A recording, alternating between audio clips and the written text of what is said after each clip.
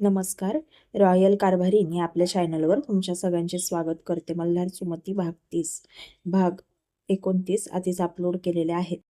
मल्हारचा शाळेतला मित्र मल्हारला रेस्टॉरंटमध्ये भेटला, ज्या रेस्टॉरंटमध्ये सुमती आणि मल्हार लंचसाठी गेले होते.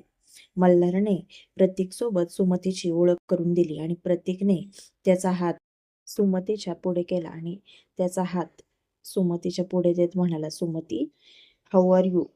सुमतीला त्याचं वागणं थोडंसं विचित्र वाटलं, कारण की तो डायरेक्ट आपल्या मित्राच्या बायकोला नावाने हाक मारली म्हणून.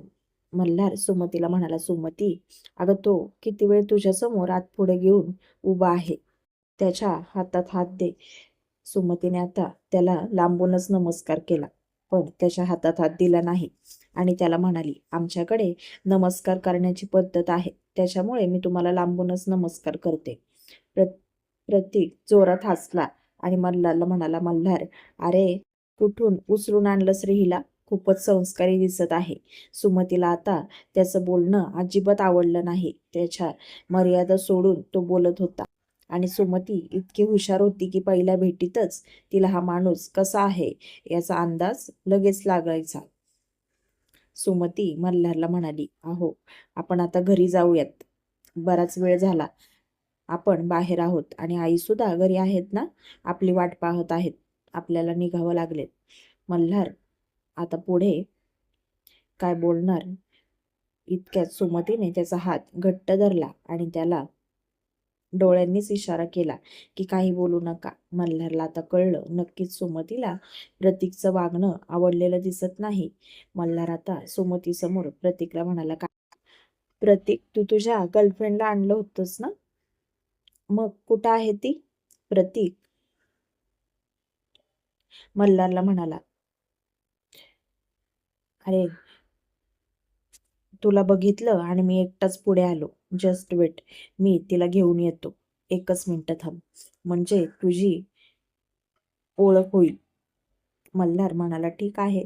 प्रतीक त्यांच्या टेबलकडे गेला आणि त्याची गर्लफ्रेंड तनया ही प्रतीकची वाट पाहतच बसली होती आणि प्रतीक तिच्याजवळ आला आणि ती प्रतीकला म्हणाली, प्रतीक, दिस इज नॉट फेअर. अरे कुठे गेला होतास तू अचानक? असा कसा गायब झाला होतास? मी किती वेळ तुझी वाट पाहत बसले होते वेड्यासारखी. अजून जर 5 मिनिटं तू लेट झाला असतास ना, तर इथून उठून निघून गेले असते मी. प्रतीकने आता तिचा हात हातात घेतला आणि तिला म्हणाला, सॉरी बेबी, अगं माझा स्कूल फ्रेंड मला दिसला म्हणून मी लगेच पळत गेलो तिकडे.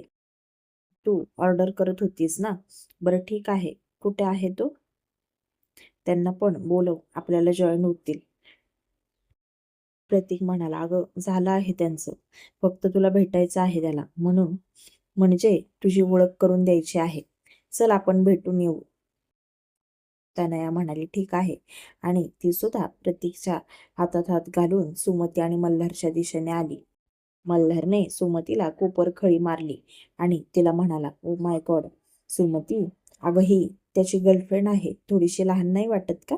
सुमती मल्हारला म्हणाली, मला तुमचा मित्रच चांगला वाटला नाही. कसले कसले मित्र आहे तो तुमचे? मल्हारने आता सुमतीकडे पाहिलं आणि तिला म्हणाला, शांत बस. प्रतीकने तनयाची ओळख करून दिली. सुमती आणि मल्हारला तनया खूपच लाडवलेली, लहानपणापासून चांगल्या वाईटची जाण नसलेली मुलगी होती, म्हणून असल्या मुलाच्या प्रेमात पडली होती. मल्हारने प्रतीकला जरा बाजूला घेतलं आणि त्याला म्हणाला, प्रतीक, तुला एक सांगू का? ती मुलगी खूप लहान आहे आणि तुझं वय आता 31 असेल. तिचं वय किती असेल रे? प्रतीक आता जोरात हसला आणि मल्हारला म्हणाला, मल्हार, आपल्याला वयापाशी काय करायचं आहे? फक्त यूज अँड थ्रू करायचं आणि विषय सोडून द्यायचा. मल्हारला आता प्रतीकचा खूप राग आला आणि मल्हार प्रतीकला म्हणाला, प्रतीक, आपल्या दोघांची मैत्री तुटली तरी चालेल, काही हरकत नाही. माझ्याशी तू बोलला नाहीस तरी चालेल. मी असं बोलल्यावर तुला माझा राग येईल, पण एक गोष्ट लक्षात ठेव, कुठल्याही मुलीला फसवायचं नाही. प्रतीक आता जोरात हसला आणि मल्हारकडे कुत्सित नजरेने पाहिलं आणि मल्हारला म्हणाला, मल्हार, एक सांगू, तुझी बायको खूप हॉट आहे रे. तिची नजर म्हणजे डायरेक्ट हृदयात गेली माझ्या आणि एक सांगू, एवढं सिरियसली रिलेशनशिप घ्यायचं नसतं. मल्हारने आता हाताच्या मुठ्या आवळल्या आणि त्याची कॉलर पकडली आणि त्याला म्हणाला, प्रतीक, तू मला कशाला ओळख दाखवली? नसती दाखवली तरी चाललं असतं. खरंच माणसं इतकी बदलतात का? अरे, वाटलं नव्हतं तुझे विचार इतके घाणेरडे असतील म्हणून. आणि तू जिच्याबद्दल मला विचारतोयस ना, ती झाशीची राणी आहे माझी. तिने एका नजरेतच तुला ओळखलं. पण त्या मुलीचं नशीब खरंच खूप घाणेरडं आहे की ती मुलगी तुझ्या जाळ्यात सापडली. प्रतीकने आता त्याची कॉलर सोडून घेतली आणि सुमतीकडे पाहत प्रतीक मल्हारला म्हणाला, मल्हार, मी तुला हवी ती रक्कम द्यायला तयार आहे. आणि तुला तर माहितीच आहे, आउट ऑफ कंट्रीमध्ये असाच बाजार असतो. आणि तूही राहून आलायस की तुला तर चांगलंच माहिती आहे. इथल्या मुलीच खूप नखरे करतात. काही झालं की नुसत्या इमोशनल ब्लॅकमेल आणि नको तो ड्रामा खूप करतात मुली. पण तुला एक सांगू, तू हवी तेवढी किंमत माग माझ्याकडे. फक्त एक रात्र मला सुमती दे. मल्हारला आता खूप राग आला आणि त्याने तिथेच प्रतीकला मारायला सुरुवात केली. त्याच्या तोंडावर 2-3 पंच जोरात मारले. मल्हार प्रतीकला रागातच म्हणाला, तुझी हिंमत कशी झाली? तुला लाज वाटत नाही का? अरे, तुला मित्र मानत होतो मी माझा, पण तेवढी सुद्धा लायकी नाही तुझी. सुमतीला आता तिथला आवाज आला आणि मल्हार आणि प्रतीकची मारामारी चालली होती. सुमती आता त्या दिशेने पळाली आणि ती दोघांच्या पण मध्ये येऊन त्यांची भांडणं सोडवायला लागली आणि लोकांना म्हणत होती, अहो प्लीज यांना धरा. प्रतीकला आता तिथल्या 2-3 माणसांनी पकडलं आणि सुमतीने मल्हारला तिथून ओढत नेलं आणि गाडीपाशी आले दोघे पण. सुमती आता मल्हारवर खूप चिडली आणि मल्हारला म्हणाली, तुम्हाला मी म्हणत होते ना कुठे जायला नको म्हणून. बाहेर आलो नसतो तर परवडलं असतं. आपण बाहेर आलो की काही ना काहीतरी होतच असतं आपल्यासोबत. कधी तुमच्यासोबत, कधी माझ्यासोबत. आणि किती लागलं हे तुम्हाला ओठाच्या साईडने. सुमतीने आता तिच्या ओढणीने मल्हारचं रक्त पुसलं आणि त्याला म्हणाली, अहो पहिले घरी चला, जाऊ देत ते सगळं. सुमती आणि मल्हार दोघे जण गाडीमध्ये शांत होते आणि सुमती मल्हारला विचारत होती, काय हो, एवढं चांगलं तुम्ही मगाशी बोलत होतात, मग असं अचानक मारण्या इतकं काय झालं? मल्हारला आता सुमती विचारत होती. त्याचा सुद्धा खूप राग येत होता आणि त्याने रागातच गाडी साईडला घेतली आणि सुमतीचे जोरात केस पकडले आणि तिला म्हणाला, शांत राहा, तुझी बडबड बंद कर. माझी चुकी आहे. बिनकामाचा घरात राहिलो मी. कामाला गेलो असतो ते परवडलं असतं. सुमतीला आता खूप दुखत होतं आणि ती मल्हारला म्हणाली, अहो माझे केस सोडा, मला खूप त्रास होत आहे. मल्हारने आता रागातच सुमतीचे केस सोडले आणि तिला घेऊन खाली बिल्डिंगच्या पार्किंगमध्ये आला आणि जोरात गाडी थांबवली. आणि मल्हार स्टेअरिंगवर डोकं ठेवून शांत बसला होता आणि सुमती त्याच्याकडे पाहत होती, पण त्याच्याशी बोलण्याची हिंमत तिला होतच नव्हती. तिने हळूच मल्हारच्या खांद्यावरती हात ठेवला आणि सुमती मल्हारला म्हणाली, काय झालं ते नका सांगू, पण स्वतःला इतका त्रास देखील करून घेऊ नका प्लीज. मल्हारनं आता सुमतीकडे पाहिलं आणि सुमतीला पटकन त्याच्या जवळ घेतलं आणि तिला तशीच मिठी मारली. तिच्या कपाळावर किस केला आणि तिला म्हणाला, सुमती सॉरी, मला माफ कर. मी मगाशी रागात होतो. त्याचा राग तुझ्यावरती काढला.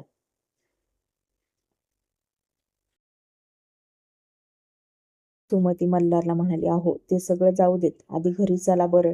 किती लागलं आहे तुम्हाला? मल्हार आणि सुमती दोघे पण घरी आले. सुमतीने आल्या आल्या पर्स बाजूला ठेवली, केस वरती बांधले आणि लगेच फर्स्ट एड बॉक्स घ्यायला पळत आतमध्ये गेली. मल्हार आता सोफ्यावरती येऊन बसला होता आणि सुमती त्याच्या शेजारी बसून त्याला मलमपट्टी करत होती. सुमतीने कॉटन काढला आणि मल्हारच्या ओठांच्या साईडने रक्त येत होतं ते पुसायला लागली आणि तिच्या डोळ्यात ना पाणी आलं. मल्हार सुमतीला म्हणाला, सुमती काय झालं रडायला? सुमती म्हणाली, रडू नाही तर काय करू? काय गरज होती त्याच्याबरोबर मारामारी करायची?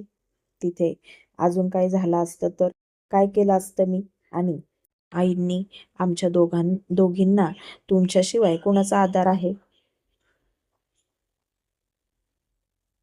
असं सुमती रडतच मल्हारला म्हणत होती. मला आधीपासूनच तो माणूस आवडला नाही. सुमतीला मल्हारने त्याच्या हृदयाजवळ कवटाळलं आणि सुमतीला म्हणाला, सुमती, मला तुला कधीच गमवायचं नाही. माझ्या जीवात जीव आहे तोपर्यंत. सुमती मल्हारला म्हणाली, पण मला सांगा ना, काय झालं तुमच्या दोघांमध्ये बोलणं?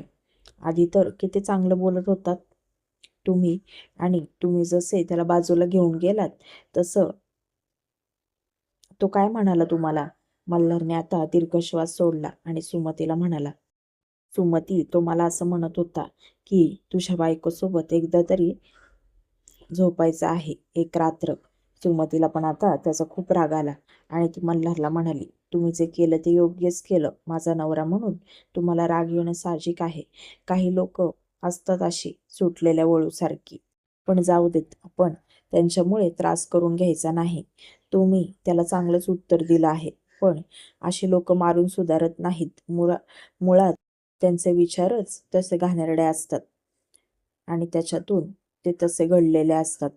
सुमतीने आता मल्हारच्या कपाळावर किस केला आणि त्याचा हात हातात घेऊन त्याला म्हणाली, अहो, मी पिक्चर बघत होते ना, तेव्हा तुम्हाला म्हटलं होतं ना की तुम्ही पण असेच माझ्यासाठी फायटिंग कराल का? खरंच तुम्ही ह्या सुमतीचे हिरो आहात, असं म्हणाली आणि मल्हारच्या चेहऱ्यावरती आता थोडंसं हसू आलं आणि मल्हार सुमतीला म्हणाला, सुमती, तुझी इज्जत वाचवणं हे माझं कर्तव्य आहे आणि तू माझी जबाबदारी आहेस आणि मी परत असल्या लोकांशी संपर्क ठेवणार नाही.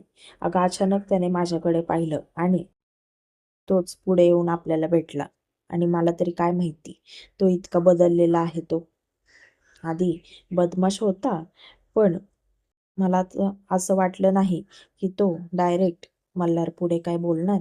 इतक्यात सुमतीने त्याच्या तोंडावरती हात ठेवला आणि त्याला म्हणाली, जाऊ देत तो विषय. आपण आता आपल्या घरी आलो आहोत ना, आणि आपल्या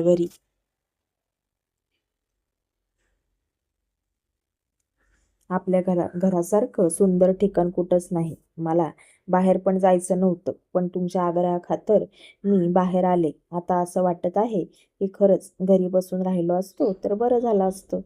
मल्हार म्हणाला, हो ना सुमती, तुझा न ऐकल्याचे परिणाम आहेत.